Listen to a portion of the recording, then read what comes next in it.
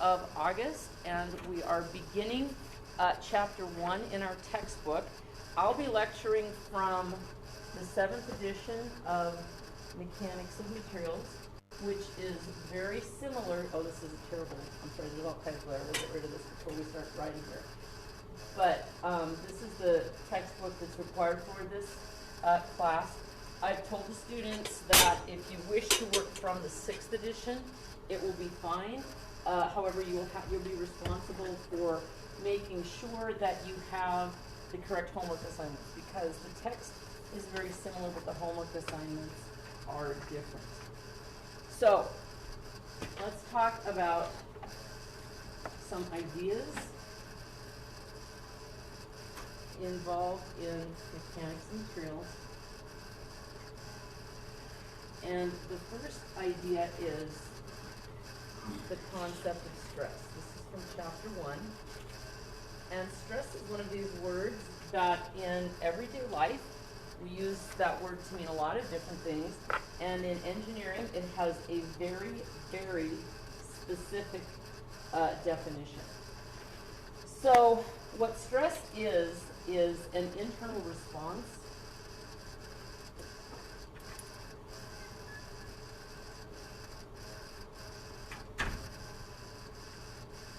of a structural member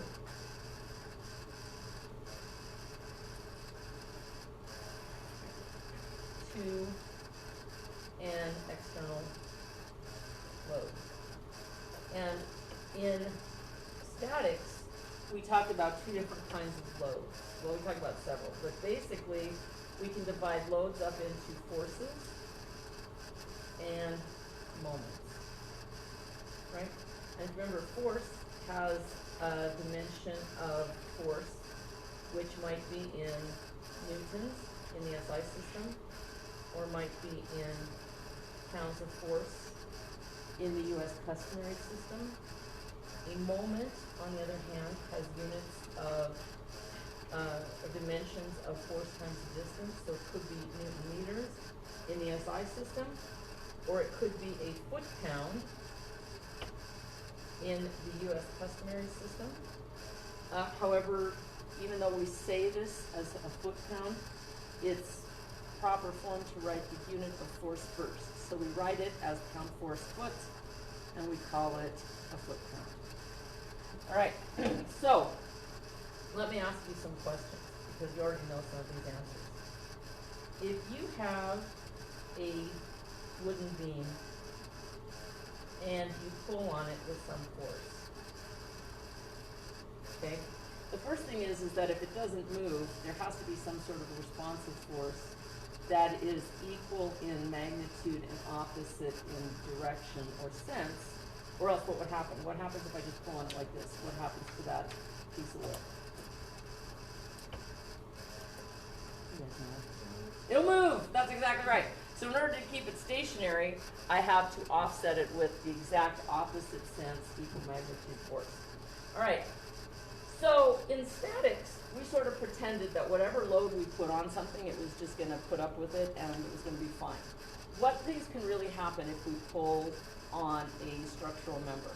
If it's not, for example, let's say instead of being a beam, that this is a toothpick, okay? What might happen to it if I pull on it with a heavy force? It might tear apart. It might, what if it was a piece of silly putty? Okay, so I just decided I was going to have fun. I'm not going to design with wood today. I'm going to design with silly putty. Pull on it, what happens? Yeah, it stretches and it breaks, right? So, so the reality of our situation is the internal response depends on the load and the characteristics of the structural member, which I just abbreviate as SM. Nobody else does that. That's just me because I write it over and over again in this class. So if we have a 2x4, we can pull on it with a force that won't break it, maybe. But if we pulled on a toothpick or silly putty with that same force, we would have a different response. So the first type of a response, there are different types of internal responses, but the first type is what we're going to talk about is stress. And stress, there are two kinds of stress. One is called normal stress, and one is called shearing stress. And basically, normal stress is designated by the Greek letter sigma. Shearing stress is designated by the Greek letter tau. And in each case, they are equal to some sort of a force divided by the cross-sectional area, or the area that bears that stress. So if this is in pounds, and this is in square inches or square feet, or if this is in newtons and this is in square meters, the units of stress are going to be Newton per meter squared, which is a Pascal, or pounds per square inch, which is called a PSI, or similar. Okay, now we have all kinds of different units. A Pascal, now if you think about it, a Newton is a very, very small unit of force, right? There's like 4 newtons in a pound, so it's quite small. A square meter is huge. That's like 3 feet by 3 feet, more or less. So that means that a Pascal is extremely small. So the base unit of stress in the SI system, but we generally report it, did I even say generally? We generally report it in kilopascals or megapascals, because you need a lot of them to make anything that is significant.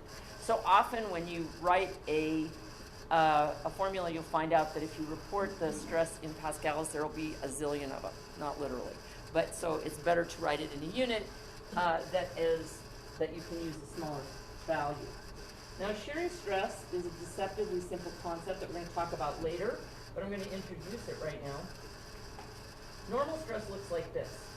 Normal stress pulls something apart or pushes something together. If it pulls something apart, it is referred to as tension. And if it pushes something together, does anybody know what it's referred to as? Compression. Very, very good.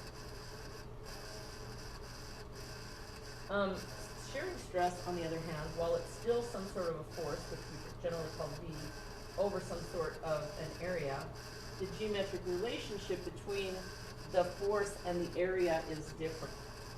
Stress is like if you have, for simplicity's sake, 2 boards that are glued together, and you pull one this way, and you pull the other one with an opposite force. They tend to not be in tension or compression, but it tends to shear or pull away from itself.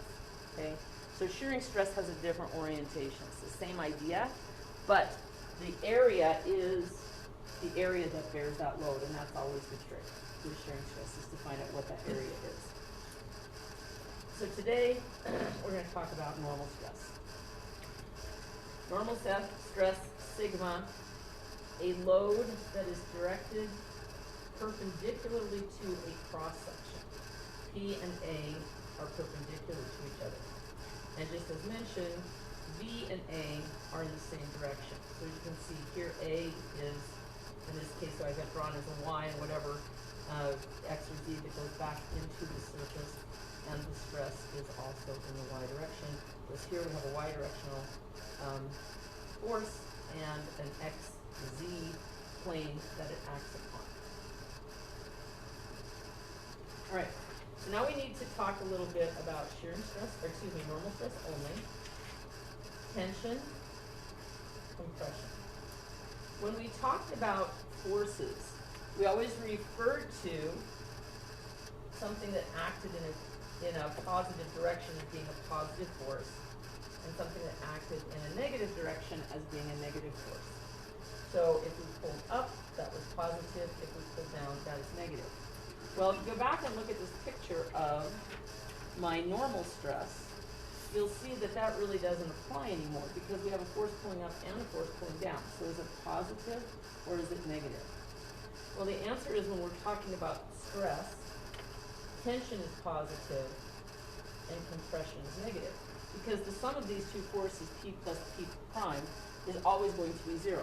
Whether it's in tension like it is here, or if it is in compression like it is here. The sum of those forces is always equal to 0. So the sign convention depends on whether it's in tension or compression. Okay? So it's a little bit different. We have to think about this a little bit differently. We could have a force that we apply that's positive, but if it's compressing the structural member, then the sign of the stress is negative if it's compression, no matter what the direction is. Okay? So that's what we're going to work with today. In our previous studies of statics, we talked about finding whether a structural member is in tension or compression using two methods. The method of joints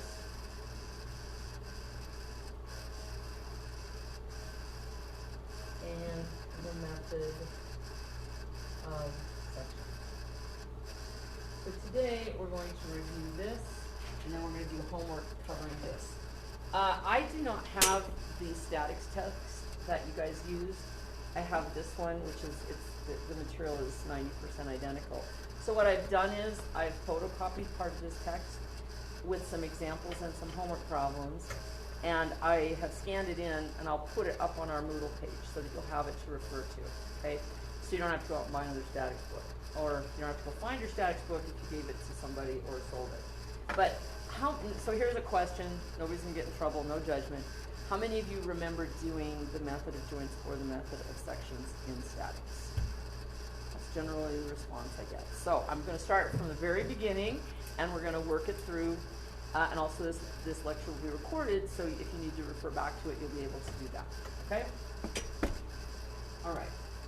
It's surprising how much information goes away over the summer. Or maybe you didn't do it. Some teachers don't cover this very well, or very thoroughly. I don't mean well. Some teachers don't cover this very thoroughly. So about 5 years ago, I just realized that everybody was kind of operating from a position of being behind in the content, because I just assumed that everybody knew this, and so I thought, well, just take a day and go through it. So you're all very bright people and just catch on very quickly. So you got all the prerequisites.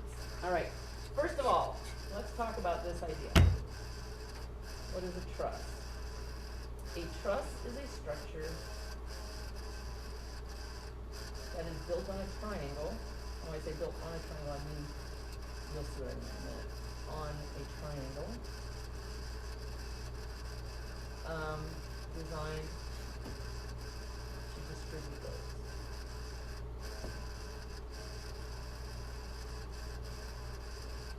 So, one of my favorite types of structures that involve trusses, well, there's lots, but if you have a little bridge, if you have a little bitty rocky bottom creek and you've got some sides on it, and you need to get from one side to the other, and it's not very long, and the only thing that's going to go across is some people walking their dogs and so forth, you can do this pretty easily with just a reinforced board or a series of reinforced boards. So a lot of footbridges you'll see if you look at them from the top, they'll just kind of look like this, where you have a couple of wooden pieces on the outside and then some wooden pieces in between. Okay? Now, if you don't have a lot of weight and you don't have a lot of pressure in terms of people, like if you had 5,000 people walking across this bridge every single hour, you might want to do something more significant. But if you are down at Castle Gardens and you have 200 people a month going to see the pictographs, these bridges are fine. On the other hand, if you have a bridge that is bearing traffic, for example, if you built a bridge like this, it would collapse very quickly. Not only under the weight of the cars, but under the number of cars that go across it. So what they generally do one way that they compensate for that is to build trusses on the bridge. So if this is the span of the bridge, you'll see something that looks like this, some sort of a bridge truss that is designed, and of course all these are bolted in, bolts are very significant here, but is designed to distribute the weight. So if you have a whole bunch of cars going across, those government loads pulling the bridge down, and all of these structural members take that load and spread it out over more structural members, and also they go into tension and compression, and a truss built on a triangle doesn't have a tendency to collapse. So a truss like this can do a lot to distribute the weight and allow you to put more traffic across a bridge, for example. Does anyone else know any other examples of where we use trusses? Oh yeah, roofs are great. Roofs are very important. And so one of the things that they always talk about, houses are kind of live load, but if you have a house like this, and a roof like this, okay, if you think about it, these walls are always trying to pull outward or inward, okay? If they pull outward, the roof is going to want to flatten, and if they pull inward, the roof is going to want to get real pointy, and the walls are going to come in. So that's why we don't just slap a roof on a square and call it good. So if you look at roofs, they all have some sort of a truss structure in them that will prevent that from happening.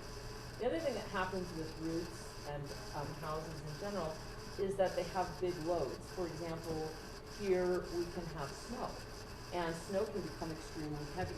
So you have to design not only that the house isn't trying to pull itself apart, but when it's loaded with snow, the snow is not going to pull it apart either.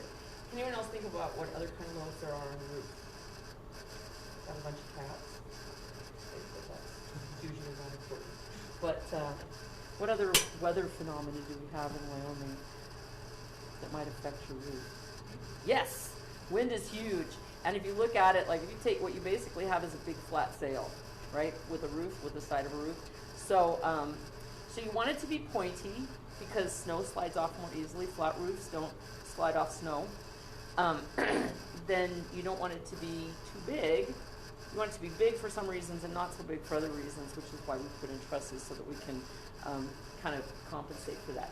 The other thing is that like this is a false acoustical ceiling because this is a cinder block building and this wasn't part of the design, but like if you have a fancy living room, people like to have maybe a cathedral ceiling or a very high ceiling. So you don't want to waste all that attic space. So they have these things called scissor trusses that sort of look, instead of being a truss like this, it sort of looks like, and please, I mean, if you look up a picture of a scissor truss, everybody can do this better than me. But the truss will look like this and then have the triangles built into it, sort of like that. And what that does is it gives you more volume so that you can have that nice, tall, vaulted or cathedral ceiling. So you can make everything, you can use more of the space efficiently. Not efficiently, but artistically, I guess you would say. So those are some of the ideas about trusses. Now, mathematically, what happens with trusses is, let's start a very simple one. We're going to kind of get out of applications. I mean, I'm not talking about whether this is a bridge truss or a roof truss or any other kind of truss. But if we just have a truss like this, and we have some point loads on it, each of these members, structural members, which are called joints,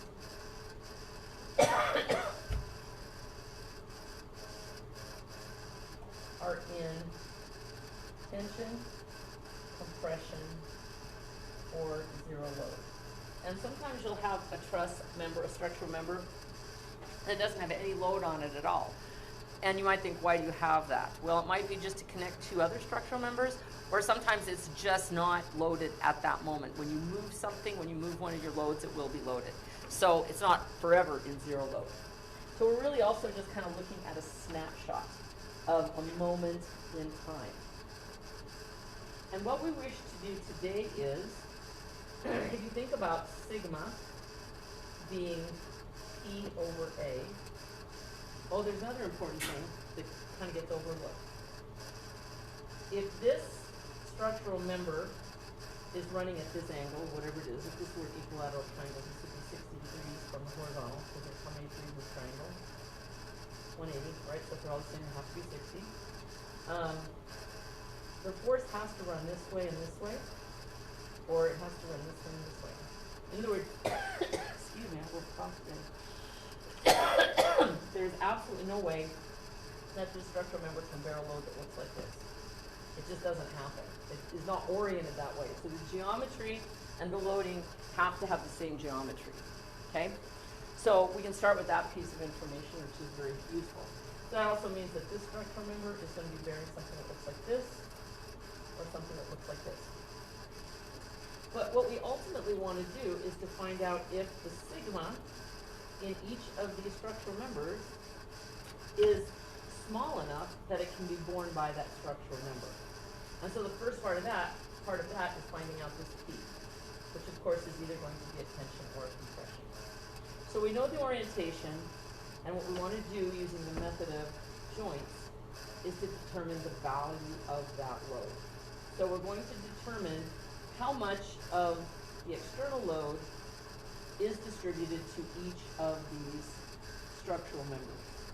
And that's what we do with the method of joints. All right, so we have an example I'm going to put up on the overhead, and you'll have a copy of this on Moodle. And then I'm going to work a homework problem, so you'll see what I want you to do. So I would say, here's another one. I may have said this before, but I know that in medical school they kind of have this phrase where they say, watch one, whatever it is, tracheotomy, appendicitis, emergency surgery, watch one, do one, teach one. And that's sort of the pace that we use in engineering class, right? So, I mean, we're only going to spend a little bit of time on this. I'm going to show it to you. Theoretically, I'm going to show it to you how to execute it, and then it's your turn to do it. And you can teach it to each other if you'll learn even more, but I'm not going to insist upon that. But that's kind of the pace that we use. I had one of my freshman engineering students last year, at the end of the semester. He was doing very, very well, but he was very cranky because he was really surprised at the pace. He'd been through some other college coursework before, and he said, so just like every day we do something new? Like, yep, pretty much. So that's what we do. That's what we do in engineering. We do not ruminate. We learn it and move forward. Okay, so this is a type of a truss, and basically what we have is some geometry. This is how the problems are all laid out. They'll give you how many feet or some angles or whatever. You'll also notice the supports. This is common to the Buren-Johnson designation for supports, where this refers to being a rigid support, and this is a rolling support. You see here at B, there's just like two little wheels underneath. Now, what that means, it means two things for A and B. A can bear a load both vertically and horizontally. B can only bear a load can only bear a load vertically. If you put a load on B horizontally, it's going to move, isn't it? So if you have two rigid supports and you don't have a rolling support, what happens is that when you load this truss, it's going to get into a bind. The truss is going to want to expand or contract a little bit, which is another natural effect of tension and compression. And so even if we're not analyzing at this point what that expansion or contraction is, if we were to put a fixed support here, what would happen is we would not be able to expand or contract, and we would put things in a bind, and things would either break or deform to make up for that desire to expand or contract. Okay, so that's the first point.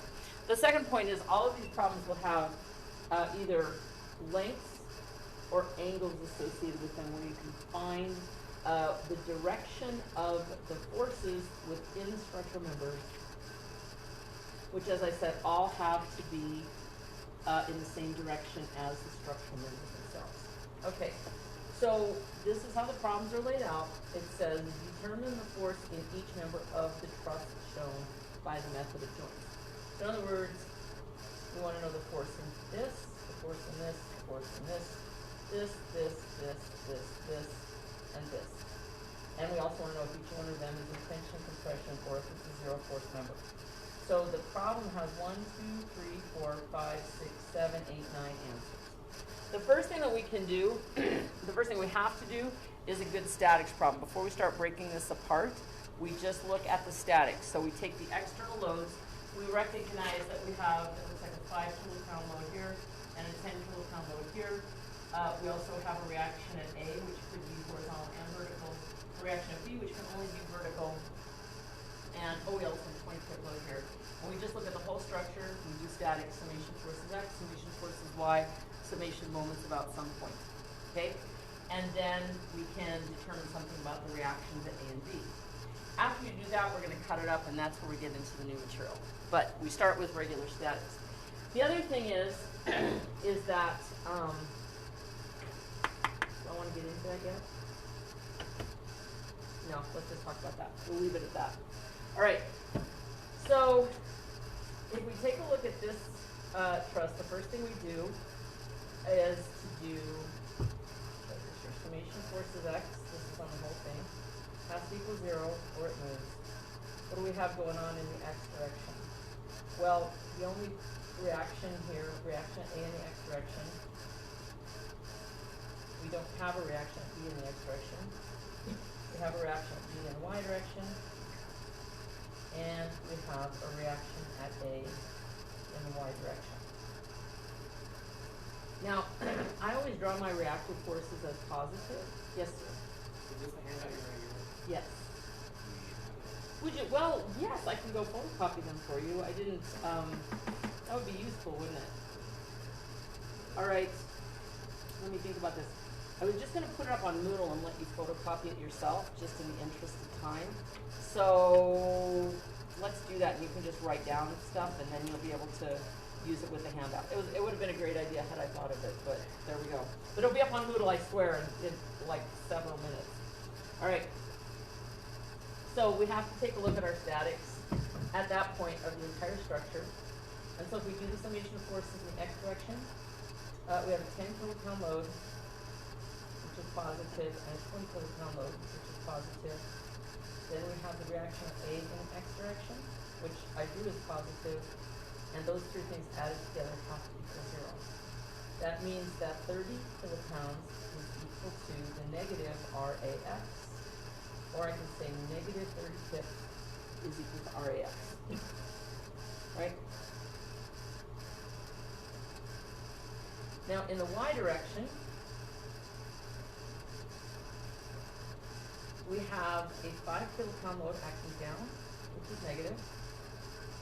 We have RAY, which is acting up, and RBY, which is acting up, and it's 0. So I'd like to add at this point, if I don't know the direction, which you almost never do, of the reactive forces, you can kind of intuit it, but I always draw them positive. The reason is because if it comes out negative in a problem, you just reverse the sign, and you know which way it is. If, on the other hand, you drew it negatively and it came out positive, that means that it's negative. But if it comes out positive, if it comes out negative, it means it's positive. If it comes out positive, it means it's negative. So there's nothing wrong with that, it's just confusing. So if you always draw your reactive forces that are unknown as positives, you will not have two negatives to deal with. So it doesn't mean that it's really positive, it just means I'm starting out from that point, and then I'm going to work forward, and then I know if it comes out negative that I just need to reverse my sign. Okay? So for example, here on RAX, it comes out to be negative. That means RAX does not look like that. RAX actually looks like this. Negative 36. Okay? Which makes sense, right? We have two of these pushing to the right. This one, of course, is pulling to the left.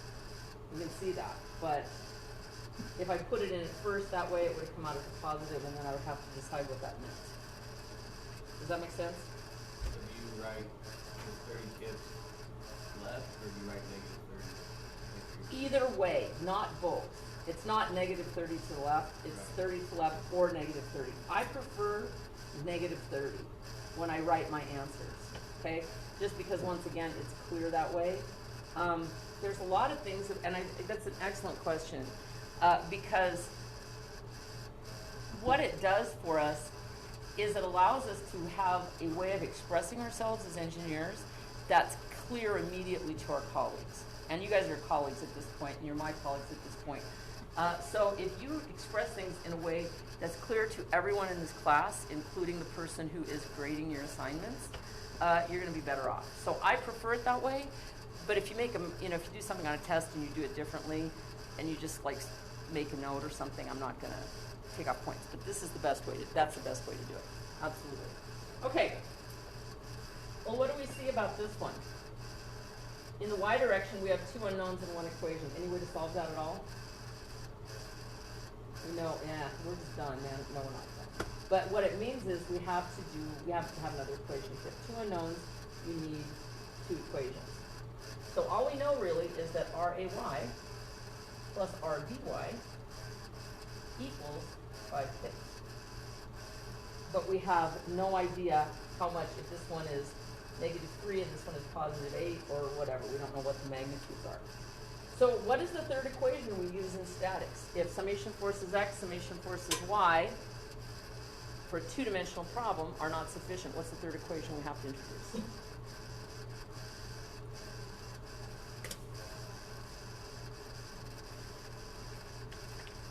I vote for moments.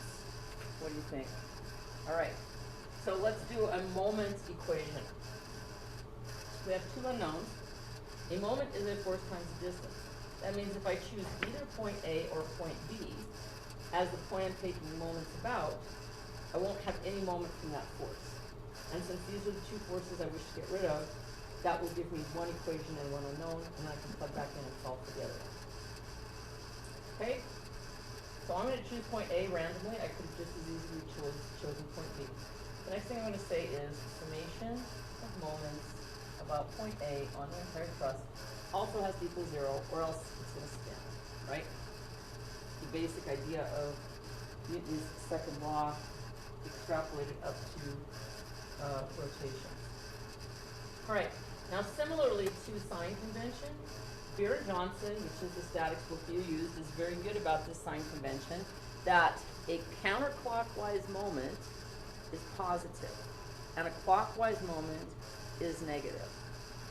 The reason, and you don't have to do it that way, but the reason that you do it that way is because it ties into the right-hand rule for crossing vectors, which this really is. We're just doing it in 2 dimensions. So if the force and the moment arm are all in the xy plane, we know that the moment is z. We just don't know if it's positive or negative z, right? So but if we choose that sign convention, when we do end up with 3-dimensional stuff where we have to do actual full-on cross products, our sign convention still works perfectly. So we're going to go with that. For a counterclockwise moment is positive. I'm going to take my, and I wrote B. Why did I do that? I said A like 10,000 times. I want that to be A. Summation moment is A. All right. So what that means is this force, this force, this force, and this force will or can produce moments about A, but the reaction A in the y direction and the reaction at A in the x direction will not produce moments because there is no moment arm. The other thing on this truss is all my external forces are either horizontal or vertical. And if you recall, if you have a horizontal force, you're talking about the vertical distance because that cross product is times the sine of the angle in between them. So you're not interested in the angular relationship except that they have to be perpendicular. So if I have a horizontal force, I just have to find the vertical distance to point A. All right, so let's take a look at this one. This 20 kilopound force is it's a horizontal force, so I'm at let's skip, and 20. All right, now we need to determine the sign. If I were to put a stick pin at A and push in the direction of the 20 kip force, is that going to tend to rotate it clockwise or counterclockwise?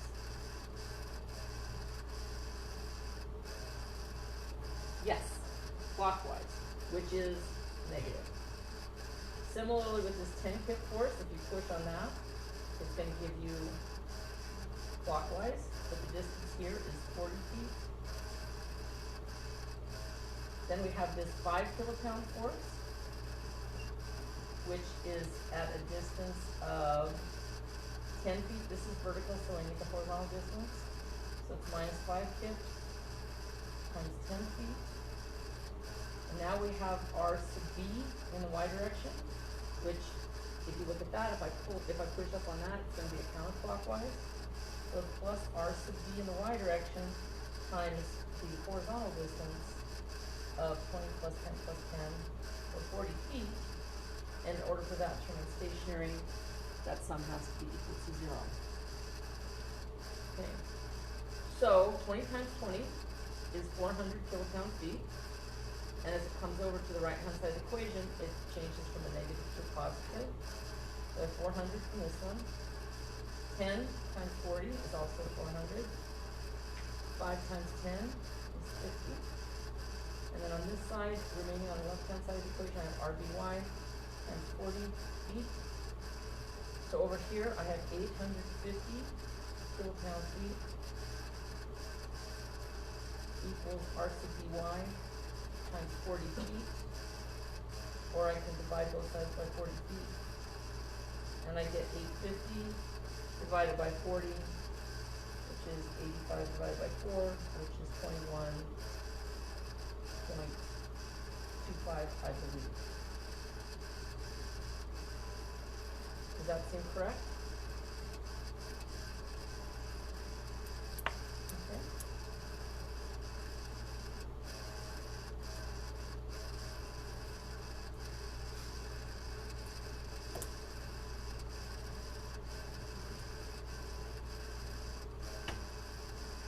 All right.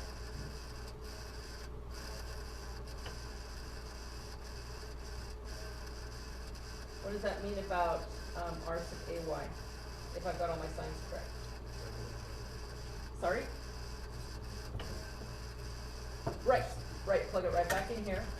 So R sub AY plus 21.25 equals 5. And when I bring that over to the other side, I get R sub AY equals 5 minus 21.25, or I think it's negative 16.25 perhaps. Right. And I have completed my static analysis. Now, the next thing that I need to do is to start thinking about what's going on. This is where we're not gonna finish this today. We're just gonna finish up like 5 more minutes, and then we'll talk about what this means. So that also means there's no homework tonight. Yay! So you'll have all your stuff ready for you. But so if we think about this, the next step is every time that you come into an intersection, okay, all of the structural members coming into that intersection will also have to sum forces to 0. Now, because they're all coming into the same point, you can't use a moment equation. That means you can only ever have 2 unknowns. So you can sum forces in the X direction and sum forces in the Y direction. So if you started here, for example, what you see is you have these 2 are known, but you have 1, 2, 3 unknowns. And we're not able to do that at this time. That's why we have to start down here, because if we have R sub AY, we can sum and we can find out what the forces are in these 2 structure members, and then knowing that it just changes direction, depending on its tension and compression, we can move forward from point A. Okay.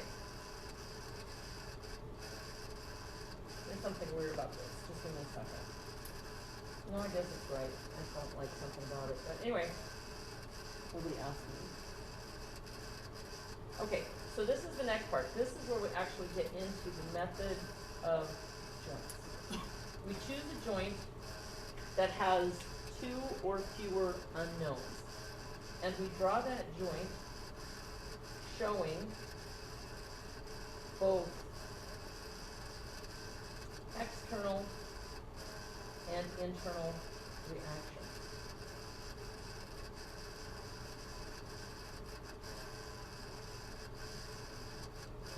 So in other words, we draw joint A, and we have our 2 externals, RAY and RAX, and then we also have something that's going along AC, and we also have something that's going along AB. And once again,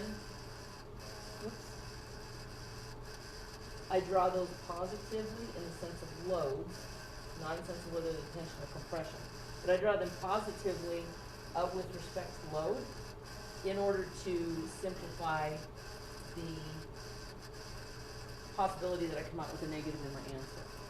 Alright, so at this point, I look at AC as being a load and AB as being a load. Because I know that everything coming into joint A has to be equal to, has to sum to 0.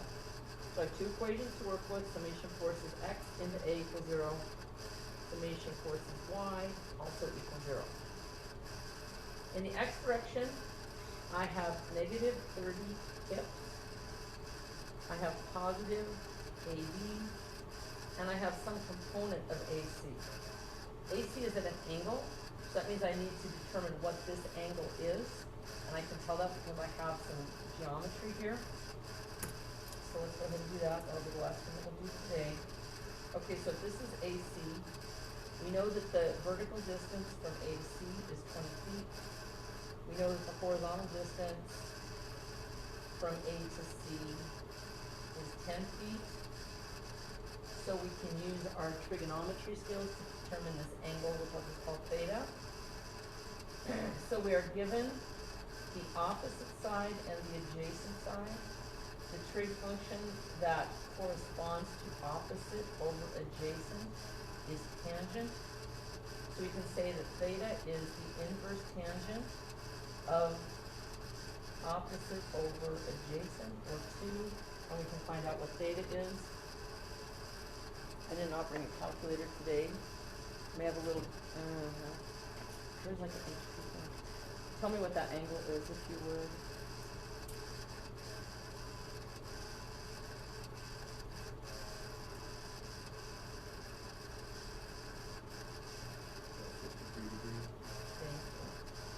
Alright, so that means that when I finish out this equation, I have an RAY, of course, doesn't have any component in the X direction. So I have AB, and then I have AC, but I only need the horizontal part. So the horizontal part is going to be times the cosine of that angle, and those three things added together equals 0. So I have one equation and two unknowns.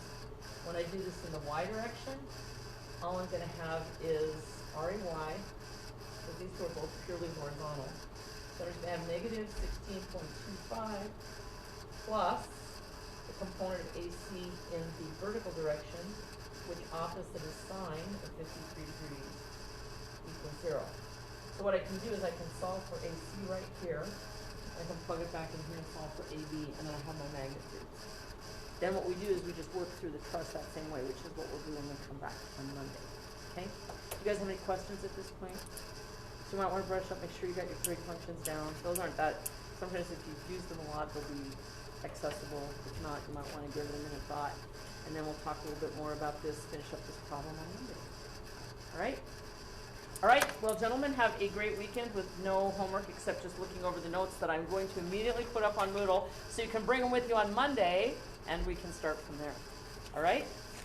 Alright, sounds good. We'll see you guys then.